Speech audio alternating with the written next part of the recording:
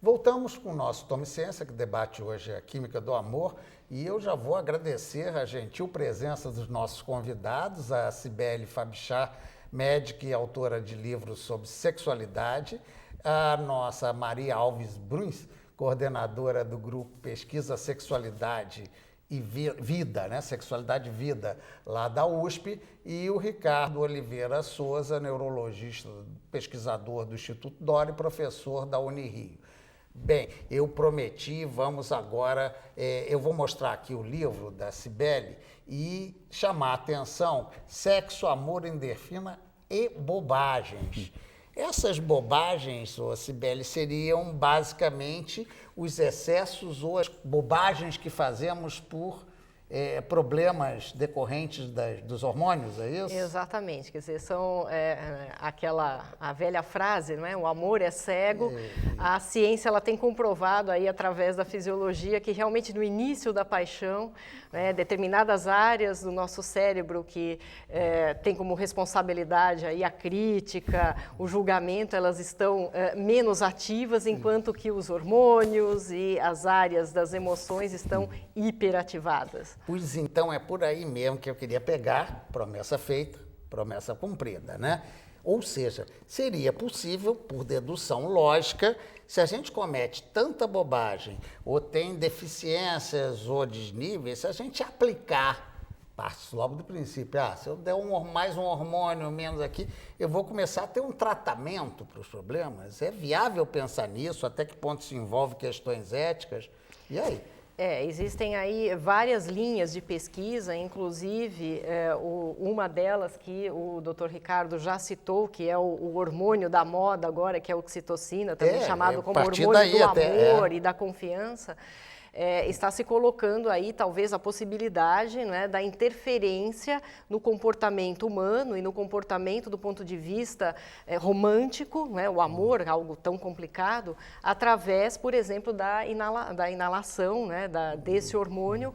Só que aí nós temos algumas implicações éticas, até que ponto você vai poder modificar, né, comportamentos tipicamente masculinos ou femininos em determinados contextos, né? Então, esse é um ponto extremamente delicado, né, que a ciência vem levantando. Agora, por outro lado, nós também podemos aplicar de uma maneira um pouco mais prática, né, a partir do momento que nós conhecemos um pouquinho mais como é a nossa fisiologia nessa fase, né, tão complexa e misteriosa que é o amor, que é a paixão, no sentido de entendê-la um pouco mais e poder talvez manejá-la de uma maneira um pouco mais racional, né? Já que a paixão é algo incontrolável e irracional. Eu poderia fazer aqui um paralelo, e aí quase que uma experiência pessoal, é péssima experiência pessoal, mas nesse caso a nicotina, no momento que a gente entende como ela funciona e leva, e eu falo aqui como quem fumou e deixou de fumar através de um curso, sempre que eu percebia que era a ausência da nicotina funcionando, me dava uma certa consciência para evitar melhor. Seria mais ou menos isso? Mais ou menos isso. O que acontece com o organismo levaria a uma ação ativa do indivíduo? Essa é uma das propostas de vários grupos de pesquisadores que atuam, né, na fisiologia, entendendo melhor o amor, a paixão, todos os aspectos neuroendócrinos, e uma delas, até um dos grupos, né, avalia que a partir do momento em que se busca, né, o tão sonhado e ainda tão idealizado vínculo duradouro, que é o amor propriamente dito, depois do turbilhão da paixão, seria um dos grupos coloca que manter a dopamina, né, ativada no casal, né, então um sendo estímulo de prazer do outro através de novidades, de elementos novos, de projetos e não de vida. Necessariamente de cheirar ou injetar hormônio. Não, de forma alguma, quer dizer, porque, do ponto de vista de comportamento. No tratamento, vamos dizer, do processo de menopausa, com idade, já há uma aplicação hormonal, quer dizer, não que fosse um absurdo. Qual seria o aspecto ético aí a se cuidar de você botar mais um elemento ou outro?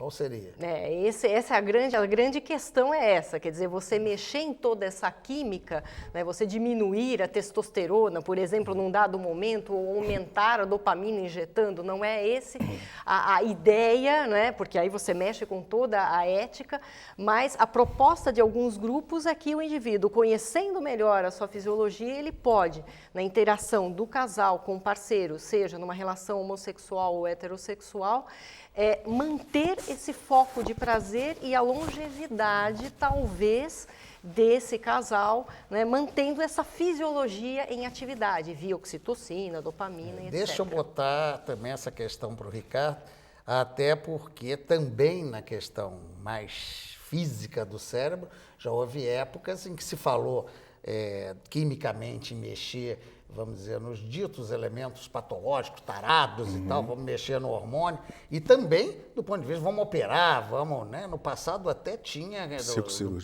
Cirurgias para... Psicocirurgias, quer dizer, como é que você vê nesse caso específico, o que é que pode ser aplicado, até no sentido terapêutico, não nesse sentido... Entendi. Olha, eu faço parte de um grupo extremamente dotado de qualidades científicas, intelectuais, mas disparado, as duas pessoas que trabalham conosco, que são as maiores inspirações, é uma dupla de 7 e 4 anos, um de 7, um de 4, são 2 irmãos, o Francisco e o Eduardo, que levantam perguntas, e hoje eu tenho convicção que na infância a gente faz as perguntas que a gente vai ter possibilidade de responder quando cresce, né? E o Francisco, recentemente, falou para o pai dele o seguinte: papai, psicopata é um indivíduo que não tem amor, é desprovido de amor. Então ele conseguiu resumir em uma frase uma coisa que a gente estuda há 150 anos. E a pergunta é a seguinte: uma vez que a gente consiga identificar o que falta nesses indivíduos, seja uma substância, seja um circuito cerebral que você possa interromper, essa é uma questão, não é fictícia, não é ficção científica, ela será uma pergunta oportuna no futuro à vista, até que ponto se pode intervir no cérebro desses indivíduos fisicamente para promover um aumento da capacidade de amar desses indivíduos. Como tratar isso num sistema aberto? Não temos resposta para isso. Isso é uma bola que eu levanto aqui, a questão da neuroética, que é um problema, é um campo enorme de discussão hoje. Cientificamente seria possível. Sem dúvida. O problema de engenharia ele está praticamente resolvido. É uma questão de alguns anos para se ajustarem os detalhes técnicos. Mas até que ponto nós podemos entrar no cérebro, não na mente, mas no cérebro, no serial killer, e modificar esse cérebro... Para alterar sentimentos. Para alterar sentimentos. Isso impõe uma questão nova, seríssima, né? Tal como injetar o hormônio. Exatamente, ou manipulá-los, ou criar contra situações... Contra a vontade deles. Exatamente, contra a vontade Eu deles. exageraria, Maria, se eu dissesse que, de certa maneira... um pouco da pesquisa de vocês é para melhorar a vida das pessoas, de certa maneira, sem esse nível de interferência tão técnico-científica, o que vocês procuram é fazer a vida melhor dessas pessoas? A nossa pesquisa é para compreender as histórias de vida dessas pessoas, né? E, em termos assim, socializar esses resultados com a certeza de que a família precisa investir nas suas relações. Investir em como você relaciona com a criança, nós precisamos aprender a lidar com a criança. Eu acho assim que a criança, ela está ali o alicerce de um futuro adolescente e de um futuro adulto. Então, à medida que se investa em termos de limites, em termos de afeto, nós vamos ter, por exemplo, adultos que eles vão poder expressar sua maneira de ser de uma forma mais positiva, mais agradável. E eu acho que o casal atualmente precisa investir numa sintonia mais extraordinária. Acho que nós investimos muito na nossa vida profissional, nós chegamos em casa exauridos, e me parece que em termos quando nós estamos extremamente estressados, eu acho que realmente é muito difícil manter uma qualidade de uma vida erótica. porque nós somos muito repetitivos e Ou poucos seja, criativos. No estresse não rola química? Nós precisamos... Rola outra química. Rola outra outra química. química. É a química de uma Claro passividade. que eu estou brincando né? com rolar a química. Eu digo assim, eu estou colocando assim, que essa pitada do Eros, que foi tão bem colocado, por exemplo, com o Ricardo, eu acho que o Eros ele precisa compor o nosso existir, em termos assim de nós nos tornarmos mais criativos e de sair da nossa convivência diária, do ordinário, e trazer o extraordinário para o nosso dia a dia, com as crianças, com os adolescentes e conosco no decorrer da nossa existência. Agora, antes mesmo de terminar, eu queria acrescentar uma coisinha e pedir para a Cibele para ver se ela nos ajuda.